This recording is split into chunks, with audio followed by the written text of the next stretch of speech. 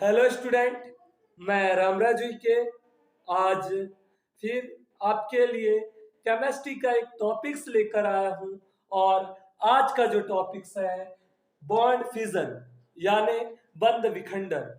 बंध विखंडन मीन्स होता है बंधों को तोड़ना, ब्रेक करना। तो क्या होता है ये बंध विखंडन? आज इसके बारे में चर्चा करेंगे, जानेंगे, समझेंगे और सीखेंगे। तो चलो देखते हैं बंध विखंडन क्या होता है। तो कोई कार्बनिक अभिक्रिया होती है, क्या कोई कार्बनिक अभिक्रिया होती है और उस कार्बनिक अभिक्रिया में कोई अणु भाग लेते हैं। क्या बोला मैंने? किसी कार्बनिक अभिक्रिया में, किसी कार्बनिक अभिक्रिया में, कार्बनिक अभिक्रिया में, अभिक्रिया अभिक्रिया में कोई अणु भाग लेते हैं। कोई क्या अणु भाग लेते हैं, अणु भाग लेते हैं। तो क्या होता है, क्या कि कोई कार्बनिक अभिक्रिया में कोई अणु भाग लेते हैं तो पुराने सहसंयोजी बंध टूटते हैं। पुराने सहसंयोजी बंध टूटते हैं। पुराने सहसंयोजी बंध टूटते हैं और क्या बोला मैंने? पुराने सहसंयोजी बंध टूटते हैं और नए बंध बनते हैं, और नए बंध बनते हैं। तो ध्यान देना, कोई भी जो रासायनिक अभिक्रिया होगी, कोई भी जो कार्बनिक रिएक्शंस होगी, जो भी रिएक्शंस होगी, वो कार्बनिक अभिक्रिया हो जा या क्या आपकी अकार्बनिक अभिक्रिया हो जा, ऑर्गेनिक रिएक्शन हो जा या इनऑर्गेनिक रिएक्शन हो जा, उसमें जब तक पुराने बंध नहीं टूटेंगे स्टूडेंट, तब तक कोई अभिक्रिया होगी ही नहीं। यानी कि अपने को सबसे पहले यदि केमिकल रिएक्शन सीखना है तो पुराने बंधों को तोड़ना सीखना पड़ेगा, ठीक है ना। अब वो बंध को तोड़ना कैसे सीखेंगे अपन? तब तक उसकी अपने को वैलेंसी क्लियर नहीं होगी, संयोजकता क्लियर नहीं होगी, ऑक्सीकरण संख्या क्लियर नहीं होगी, लुईस डॉट सिंबल क्लियर नहीं होगी, तब तक अपन क्या कोई रासायनिक अभिक्रिया नहीं कर सकते। ये बात गार्ड बांध के रखना, क्या कि कोई भी रासायनिक अभिक्रिया कब होगी? जब तक उसके पुराने सहसंयोजी बंध नहीं टूटेंगे तब तक वो रासायनिक अभिक्रिया नहीं होगी। यानी कि ओल्ड बॉन्ड का फिजन होगा और नए बंध टूटेंगे। तो बंध विखंडन क्या होते हैं कि जब कोई रासायनिक अभिक्रिया या कोई कार्बनिक अभिक्रिया होती है, तब उस कार्बनिक अभिक्रिया में कोई अणु भाग लेते हैं या कोई यौगिक भाग लेते हैं, तब क्या होता है? पुराने बंध टूटते हैं। क्लियर हो गई होगी मेरी बात? ये पुराने बंध टूटते हैं और नए बंध बनते हैं, यही बंध विखंडन है, ठीक है ना। बंध विखंडन दो प्रकार के होते हैं। इस टॉपिक्स में बच्चों को बहुत प्रॉब्लम है, केमिकल रिएक्शन बनाना नहीं आता है। तो क्यों नहीं आता है? क्योंकि उनको उस यौगिक को तोड़ना नहीं आता है कि कौन सा यौगिक प्लस में टूटेगा, कौन सा माइनस में टूटेगा। तो बंध विखंडन टू टाइप्स के होते हैं। कितने टाइप्स के होते हैं? दो प्रकार के होते हैं। पहला जो बंध विखंडन है आपका, ठीक है ना, कौन सा?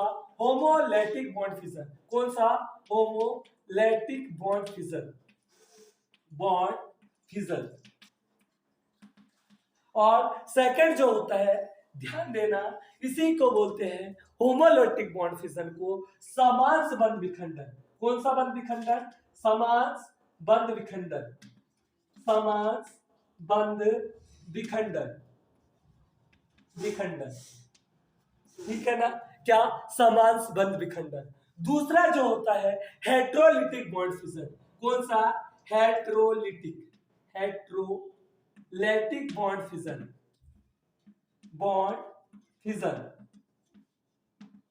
और ध्यान देना, ये क्या होते हैं? विषमांस बंध विखंडन। क्या? विषमांस बंध विखंडन, विषमांस बंध विखंडन। तो ध्यान देना, जो बंद विखंडन टू टाइप्स के होते हैं स्टूडेंट। पहला जो होता है क्या, होमोलिटिक बॉन्ड फिशन, यानी कि समान संबंध विखंडन हिंदी में बोले इसको। और दूसरा जो होता है कौन सा, हेट्रोलिटिक बॉन्ड फिशन। कौन सा, हेट्रोलैटिक बॉन्ड फिशन मींस क्या, विषमान संबंध विखंडन। तो चलो एक एक की बात कर लेते हैं, किसकी, सबसे पहले देखते हैं होमोलिटिक बॉन्ड फिशन। क्लियर है मेरी बात इतनी, क्या, होमोलिटिक बॉन्ड फिशन यानी कि समान संबंध विखंडन। इस प्रकार का जो बंध विखंडन होता है, यानी कि जो समांस यानी कि इक्वल इक्वल, बराबर बराबर। क्लियर हो गया, यानी कि जब भी कोई यौगिक में या कोई अणु में बंध विखंडन होता होगा तो उसमें क्या, साझे के इलेक्ट्रॉन का बराबर बराबर बंटवारा होता होगा। क्लियर हो गई होगी मेरी बात। यानी कि देखो, आप सभी को पता है कि क्लोरीन ये एक अणु है, ठीक है ना। यहाँ पे क्लोरीन के दो परमाणु हैं, ये बात भी क्लियर हो गई आपको, ठीक है ना। क्या, क्लोरीन के यहाँ दो परमाणु है, लेकिन कितने अणु है, एक अणु है। क्लोरीन का परमाणु क्रमांक आप सभी को पता है कितना, 17 होता है। क्लियर हो गई होगी ये बात भी। तो इसका मैं इलेक्ट्रॉनिक कन्फिग्रेशन करता हूं, क्या हो जाएगा, 1s2 2s2 2p 6 3s2 3p 5। ठीक है, देखो 2 2 2 4 4 6 10 10 2 12 और 12 5 17। तो ये 17 हो गया है। यहां पे ध्यान देना, टोटल कितने, 5 और 2 7 इलेक्ट्रॉन्स है, ठीक है ना। और आप सभी को पता है स्टूडेंट कि ऑक्ट कंप्लीट करने के लिए, अष्टक कंप्लीट करने के लिए जो एटम्स को कितने, 8 इलेक्ट्रॉन की आवश्यकता होती, 8 इलेक्ट्रॉन की आवश्यकता होती। तो इसके पास में कितने, या 7 इलेक्ट्रॉन है, तो इसको एक की और जरूरत है, ठीक है ना। तो इसको कोई मिला नहीं दूसरा परमाणु, तो ये इसने किसके साथ ही, ये क्लोरीन परमाणु ने क्या काम किया, ऐसा ध्यान दो यहाँ पे, ये 2 3 4 5 6 और एक ये हो गया, 7 इलेक्ट्रॉन हो गए इसका क्लोरीन परमाणु। और यहाँ एक और क्लोरीन परमाणु, देखो 2 क्लोरीन परमाणु से ये क्लोरीन का एक अणु बना हुआ है। तो ऐसे ही यहाँ ध्यान दो, 1 2 3 4 5 6 और एक ही हो गया 7। क्लियर हो गई मेरी बात। ये इसको जब ऐसे पॉइंट से जो दर्शाते हैं, इनको लुईस डॉट सिंबल कहते हैं, लुईस संरचना कहते हैं उस परमाणु की। तो देखो ये तो सब जोड़े जोड़े से इनकी शादी हो गई है, इसकी भी शादी हो गई है, इसकी भी शादी हो गई, इसकी नहीं हुई है, इसकी भी शादी हो गई है, इसकी भी शादी हो गई, इसकी भी शादी हो गई, यानी कि इन सबका जोड़ा बन गया यार। बचा एक इलेक्ट्रॉन इस क्लोरीन परमाणु का, और इस क्लोरीन परमाणु का भी एक इलेक्ट्रॉन बचा। तो ये भी बंद बना लिए और इनका भी जोड़ा बन गया है, ठीक है ना। तो ध्यान देना, जो क्लोरीन के आउटर सेल में 7 इलेक्ट्रॉन थे, तो दो दो के तो जोड़ा बन गए, यानी कि 3 पेयर बन गए। यहाँ पे 1 पेयर 2 पेयर 3 पेयर, यहाँ पे भी 1 pair 2 pair 3 pair.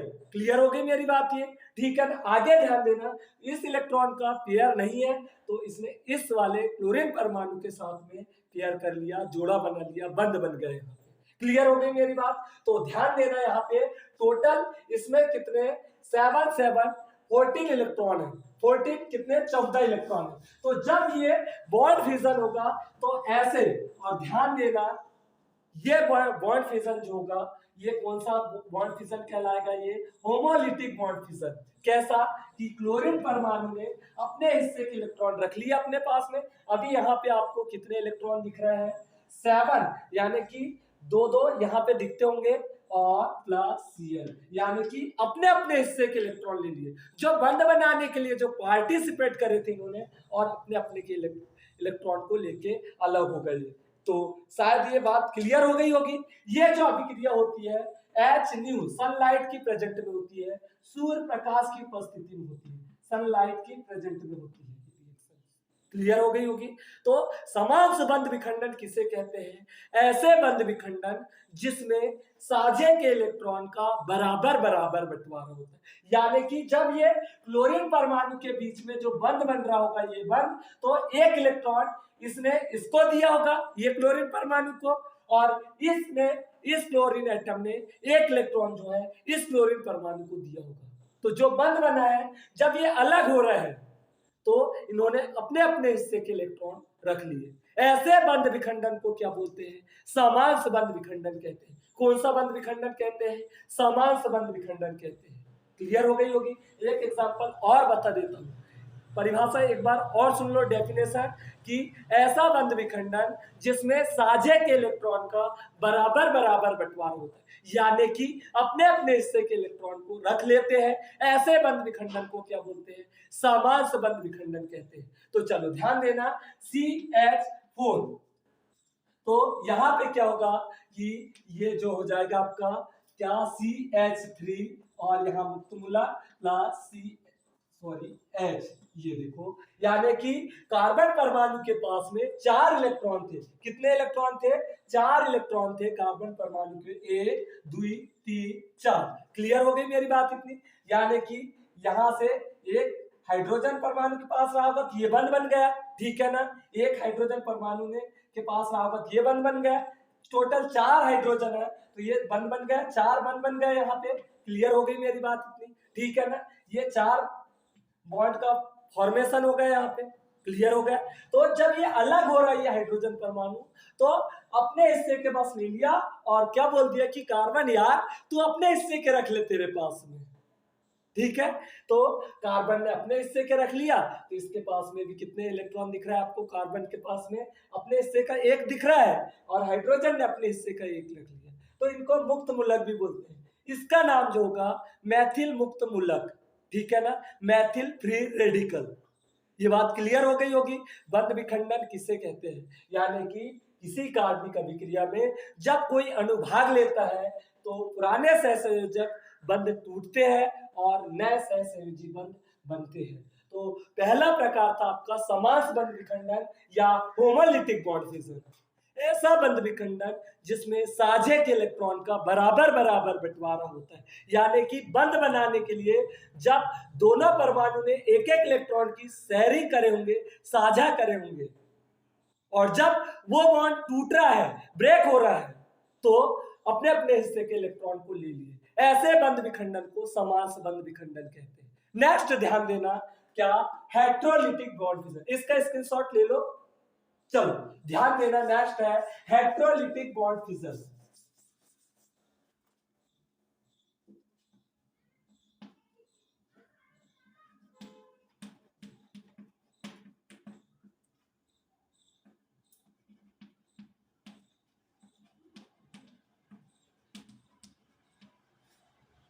Bisma's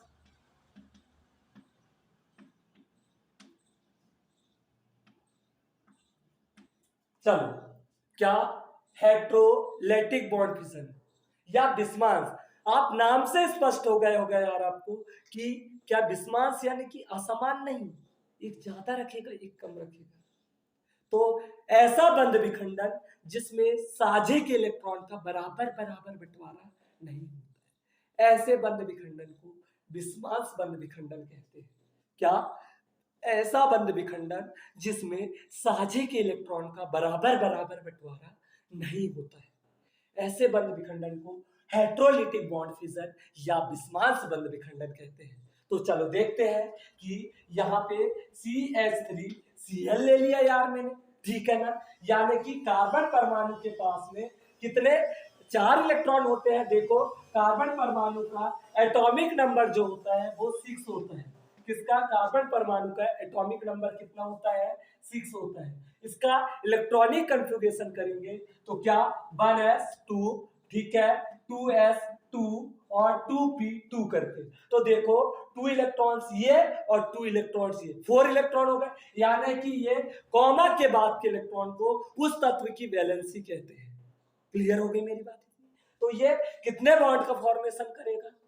4 bond का फॉर्मेशन करेगा। तो यानी कि कार्बन परमाणु के कार्बन एटम के आउटर सेल में अंतिम कोष में कितने इलेक्ट्रॉन रहेंगे? 2 2 4, यानी कि 4 इलेक्ट्रॉन रहेंगे। क्लियर हो गई मेरी बात इतनी? ठीक है ना। तो मैं यहाँ ध्यान देना, यहाँ पे थोड़ा सा समझा देता हूँ कि देखो 1 2 3 4 हो गए ये 4 इलेक्ट्रॉन्स, ठीक है। आगे ध्यान देना यहाँ पे कि इससे हाइड्रोजन के पास में तो 1 ही इलेक्ट्रॉन रहता है, हाइड्रोजन केवल 1 बॉन्ड का फॉर्मेशन करता है। तो ये देखो एक हाइड्रोजन से ये बंध बन गया, हाइड्रोजन के पास का ये इलेक्ट्रॉन और एक हाइड्रोजन पास के ये इलेक्ट्रॉन। तो देखो ये बन गया, यहाँ पे बन, ये बन गया, ये बन गया। अब यहाँ पे रहा कौन? क्लोरीन रहा, ठीक है ना। तो ये क्लोरीन, और मैंने अभी जो बताया था कि क्लोरीन के जो आउटर सेल में जो है 7 इलेक्ट्रॉन थे। तो देखो ये 2, ये हो गया 6 और यहाँ से, तो ये बंद बन गए। क्लियर है मेरी बात? यानी कि क्लोरीन ने एक इलेक्ट्रॉन कार्बन एटम को दिया है और कार्बन ने एक इलेक्ट्रॉन जो है वो क्लोरीन एटम को दिया है। तो दोनों के बीच में जो बंध बना है, ये बंध टूटेगा, ये बंध ब्रेक होगा, ये बॉन्ड का फिजन नहीं होगा। क्लियर है? तो क्लोरीन थोड़ा सा चतरा पड़ता है, तो वो क्या काम करता है यार कि ये कार्बन के हिस्से के भी इलेक्ट्रॉन ले जा लेता है। अपने हिस्से के तो ले जाएगा ही, लेकिन कार्बन के हिस्से के भी ले चलेगा। यानी कि यहाँ पे इलेक्ट्रॉनों का जो बंटवारा जो हो रहा है, डिवाइडेशन जो हो रहा है, वो बराबर नहीं हो रहा है। यानी कि साझे के इलेक्ट्रॉन का बराबर बराबर बंटवारा नहीं हो रहा है। ऐसे बंध विखंडन को ही क्या बोलते हैं? विस्मांस बंध विखंडन कहते हैं। तो चलो ध्यान देना कि यहाँ पे ये CH3 ने एक इलेक्ट्रॉन त्याग दिया, यानी कि इसके ऊपर कौन सा चार्ज आ जाएगा? प्लस चार्ज आ गया इसके ऊपर। अब और इसके ऊपर क्या? Cl के ऊपर माइनस चार्ज आ गया। क्यों माइनस चार्ज आ गया? क्योंकि क्लोरीन परमाणु ने एक इलेक्ट्रॉन को अपनी तरफ क्या कर लिया? आकर्षित कर लिया।